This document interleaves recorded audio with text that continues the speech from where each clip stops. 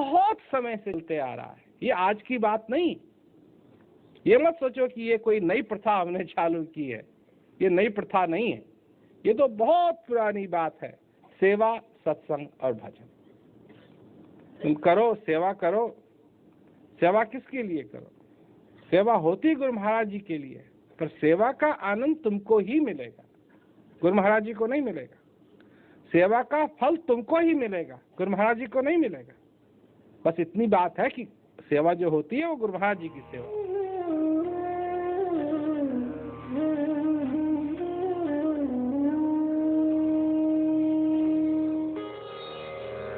सतगुरु मिला जो जानिए, ज्ञान उजाला होए, भ्रम का भांडा तोड़ी करी, रहे निराला हो।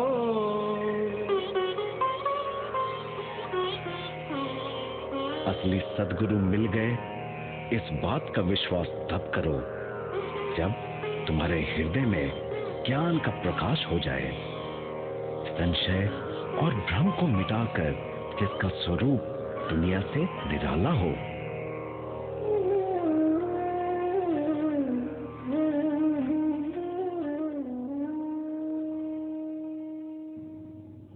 ये हमारा और जो तुम्हारा संपर्क है, ये इसलिए है, जो ये नाता है ये इसलिए है कि तुम हमारे पास आए ज्ञान के बारे में और अपने जीवन में आनंद के बारे में तुम जानना चाहते थे, इसलिए हमारे पास आए। हमने तुम्हें ज्ञान दिया, सत्संग सुनाया और यही हमेशा प्रेरणा दी है कि तुम अपने जीवन में उस सुख को प्राप्त करो जो तुम्हारे अंदर। तो कई बार लोगों का ये हो जाता है ना कि हम गुरु महाराज जी के सामने अपनी समस्या को रखेंगे। गुरु महाराज जी के सामने समस्या रखने से समस्या हल नहीं होगी, क्योंकि समस्या में फंसे कैसे? वो भी गुरु महाराज जी की आज्ञा लेके फंसे कि गुरु महाराज जी हम फंसना चाहते हैं, हैं? तो फंसने के लिए तो कोई आज्ञा नहीं लेता है, और उसका निवारण करने के लिए कि वो किसी तरीके से खत्म हो, किसी तरह से हल हो, गुरु महाराज जी के पास भागते हैं। परंतु ये नहीं समझते हैं कि जो गुरु महाराज जी दे रहे हैं उससे सारी समस्याओं का हल संभव है। ज्ञान वह है ही ऐसी चीज, भजन करना, उसका अभ्यास करना, और जो मूल चीज है उसको अगर हम अपने जीवन में याद रखेंगे तो समस्याओं में नहीं फंसेंगे, और अगर फंस भी गए तो उस चीज को याद करके हम उससे निकल भी सकते हैं। तो ये तो सारा प्रबंध पहले से ही है। गुरु धोबी सिस कापड़ा, साबुन सर्जनहार, सुरत चला पे धोइए निकसे मैल अपार। यही है वो घाट जहां आए हो साफ करवाने के लिए, तो साफ करवाओ। कि जब सत्संग में आते हैं तो वो वही जगह है, सत्संग है क्या, वहीं तो धुलेंगे, वहीं तो सारा मैल निकलेगा। तो इसलिए निकलने दो अपने मैल को। महाराज जी, मेरी आपसे ये प्रार्थना है कि मुझे सेवा, सत्संग और भजन का मौका हमेशा मिलता रहे। तो अगर तुम अपने जीवन में चाहते हो कि यह मौका मिलता रहे, तुमको कोशिश करनी पड़ेगी, मुझको नहीं, तुमको। मेरी कोशिश और है, मेरी कोशिश है कि ये ज्ञान लोगों तक पहुंचे, इसकी कोशिश मैं करता हूं, और लोगों के जीवन के अंदर आनंद रहे, ये कोशिश मैं करता हूं। तुम अगर सेवा में लगे रहना चाहते हो, इसकी कोशिश तुमको करनी पड़ेगी। अगर तुम जैसे मैंने कहा ना, जो तुम चाहते हो वो संभव, कोशिश तुमको करनी पड़ेगी। दरवाजे सारे खुले, दरवाजे सारे खुले, दरवाजा कोई भी बंद नहीं, कैसा भी हो, कैसा भी हो, दरवाजे सारे खुले। सेवा करना चाहते हो करो, सत्संग का आनंद लेना चाहते हो सत्संग का आनंद लो। ये तो इतने उपहार हैं। जब ज्ञान की दुनिया में कोई आता है तो उपहारों की कमी नहीं है, उपकारों की कमी नहीं है, उपहारों की कमी नहीं, कोई अंत नहीं। लेते रहो, लेते रहो, लेते रहो। महाराज जी, मैं अपने परिवार में अकेला प्रेमी हूँ। परिवार के बाकी सदस्य मेरा विरोध करते हैं तो मैं दुखी हो जाता हूँ। कई लोग हैं ना जो ये कहते हैं, महाराज जी हम अपने गांव में रहते हैं या हम अपने परिवार में रहते हैं और हमारे परिवार वालों को उपदेश नहीं है, हमको उपदेश है, और वो बार बार हमसे क्या कहते हैं, व्यंग कसते हैं, ताना मारते हैं, हमको परेशान करते हैं। सुनो मेरी बात, एक हाथ से ताली नहीं बजती, ताली बजाने के लिए दो हाथ चाहिए, है ना। तो तुम भी तो अपनी आखिरी जमाते हो कि हमको ज्ञान हो गया है। तुम अज्ञानी हो, हमको ज्ञान हो गया, तो उनको बुरा नहीं लगता है? अरे जब साथ में ही रहना है कि घर में रहना है, मौन होके रहो। जो आनंद है वो तुम्हारा आनंद है ना। जो आनंद है वो तुम्हारा आनंद है, तुम उसको अपने जीवन में लो, तुम उसको अपने जीवन में भरो।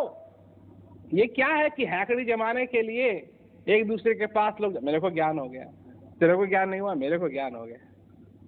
परंतु ऐसे नहीं, अपने जीवन में तुम क्या चाहते हो और तुमको ज्ञान है तो ज्ञान इसका पूरा पूरा अपने जीवन में फायदा उठाओ। ये एक ऐसी चीज है कि इसका अंत नहीं है। ये ज्ञान का जो अनुभव है, ज्ञान से जो आनंद मिलता है, गुरु महाराज जी से जो आनंद मिलता है, सत्संग से जो आनंद मिलता है, इसका कोई अंत नहीं है, कोई अंत नहीं। जितना इसको लोगे, जितना इसको खोदोगे, उतना ही तुमको ज्यादा मिलेगा। तो करो अपने जीवन के अंदर, खोदो इसको, ये खान है। महाराज जी प्रणाम।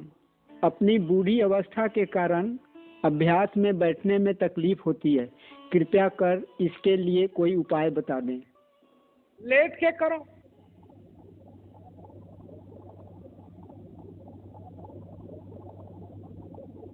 उसके लिए तो बढ़िया उपाय है। देखो, बहाना सबके पास है।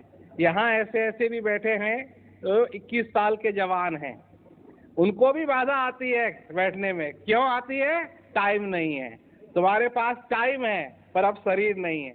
कोई बात नहीं, कोई बात नहीं, लेट के करो, लेट के करो। बैठने की तो बात थोड़ी है, लेट के, है ना। जैसे बन पड़े करो, जितनी देर बन पड़े करो, बहाना नहीं। क्यों? एक बात है, छल कपट को त्याग कर सच्चे महापुरुष की शरण में जाना। छल कपट को त्याग कर। क्यों? पहले मनुष्य दूसरों से छल करना शुरू करता है। पहले मनुष्य दूसरों से छल करना शुरू करता है और फिर मनुष्य अपने आप से छल करने लगता है। जब अपने आप से छल करने लगता है, क्योंकि उसको अब ये नहीं मालूम कि छल कपट की सीमा क्या है, कहाँ छल चालू हुआ, कहाँ कपट चालू हुआ, कहाँ खत्म हुआ। तो जब अपने आप से आदमी छल कपट करने लगता है तो बस गया गया, फिर उसके लिए कोई आशा नहीं, गया वो। इसलिए अपने आप से छल कपट नहीं करना चाहिए, अपने आप से छल कपट नहीं करना चाहिए। और लोग कहते हैं टाइम नहीं। ये किससे छल कर रहे हो? किससे छल कर रहे हो? अपने से ही तो छल कर रहे हो, क्योंकि टाइम तो है। इसलिए भाई तुम चिंता मत करो। अगर तुम्हारा शरीर बुढ़ा हो गया, तुम चिंता मत करो, आनंद से लेट करके करो, कोई बात नहीं, इसमें कोई दिक्कत की बात नहीं। महाराज जी, मैं आपकी कृपा का क्षण क्षण अनुभव करती हूँ। आपकी कृपा अंतिम श्वास तक मिलती रहे, यही मेरी अभिलाषा है। भाई अंतिम समय वो तो आएगा ही, उसकी चिंता मत करो। ये जो समय आ रखा है इसकी चिंता करो। वो अंतिम, आज के दिन मैं आपकी कृपा का अनुभव करूं, कल मैं आपकी कृपा का अनुभव करूं, परसों मैं आपकी कृपा का अनुभव करूं। अंतिम समय तो आएगा, जो आएगा जाएगा। परंतु आज भी करो, कल भी करो। आज का दिन है, आज है ना, आज का दिन अभी पूरा नहीं हुआ है, आज का दिन अभी पूरा नहीं हुआ है, तो आज भी अभी आशा है। आज के दिन भी अगर उसका अनुभव किया, अपने हृदय को किया, तो जो मैं कल कह रहा था ना कि समय लिया हुआ है, तुम्हारे पीछे छुरी लेकर के आ रहा है और छुरी लेके कुछ ना कुछ काट के ले जाता है हर दिन। तो क्या बन जाओ? कछुआ बन जाओ, कछुआ। कछुआ जब खतरे में आता है ना, सारी चीजों को अंदर कर लेता है, सिर को भी अंदर कर लेता है, पैरों को भी अंदर कर लेता है, टांग को भी अंदर कर लेता है, छोटी सी पूंछ को भी अंदर कर लेता है। तो कुछ है ही नहीं बाहर काटने के लिए, कुछ नहीं रह जाता है, सब अंदर कर लेता है। यही हाल तुम्हारे साथ भी होना चाहिए। ये हाल, अंदर जाओ और कछुए की तरह जब ये समय चाकू लेके तुम्हारे पीछे पड़े, कछुआ बन जाओ और सब कुछ अंदर कर लो। और जब अंदर कर लोगे तो काटने के लिए कुछ नहीं रहेगा।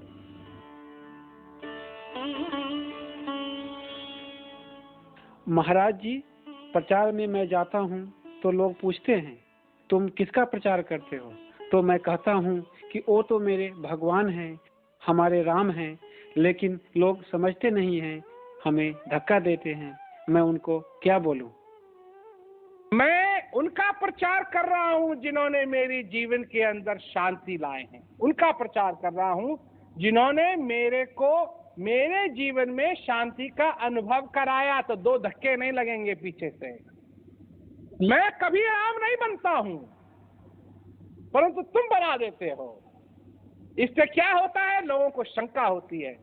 इससे क्या होता है कि वो ज्ञान लेने के लिए फिर तैयार नहीं होते। मैं हूं, मैं हूं।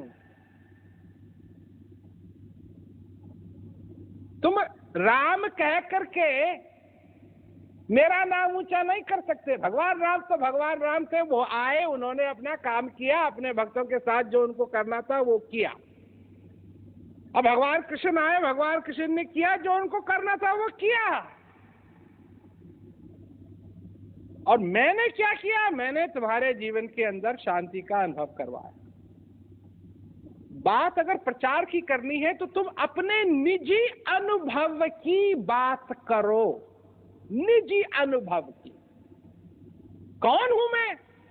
क्या मालूम तुमको मैं कौन? क्या देखते हो तुम?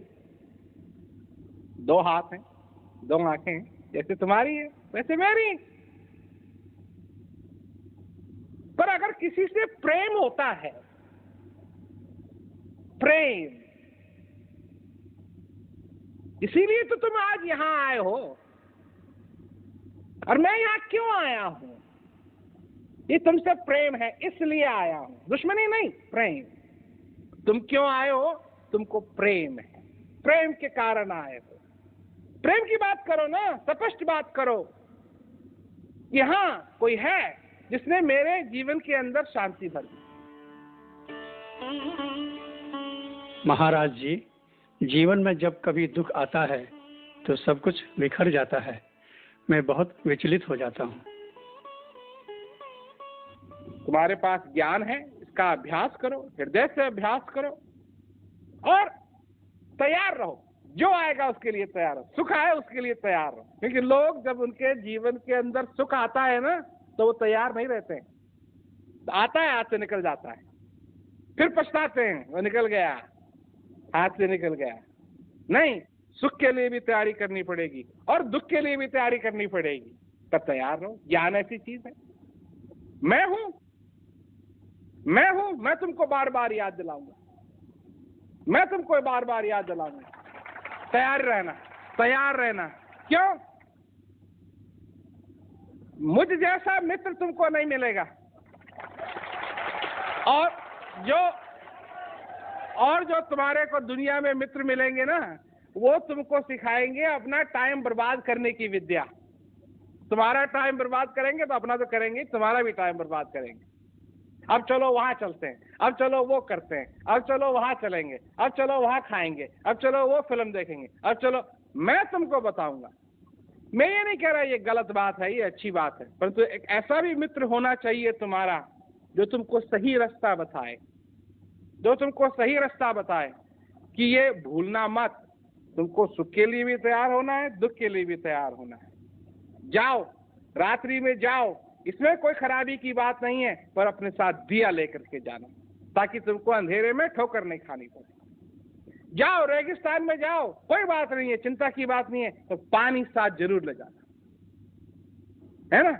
जो ये बात याद दिला दे, ये बात उतनी ही गंभीर है और ये बात उतना ही मायने रखती है कि अगर वो वहां पानी लेकर के पहुंच जाए।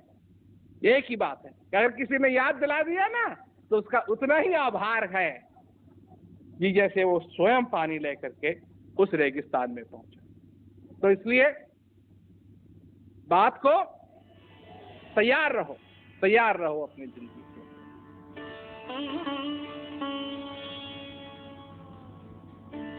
ज्ञान से जो आनंद मिलता है, महाराज जी से जो आनंद मिलता है, सत्संग से जो आनंद मिलता है, इसका कोई अंत नहीं है, कोई अंत नहीं। जितना इसको लोगे, जितना इसको खोदोगे, उतना ही तुमको ज्यादा मिलेगा। तो करो अपने जीवन से, खोदो इसको, ये खान।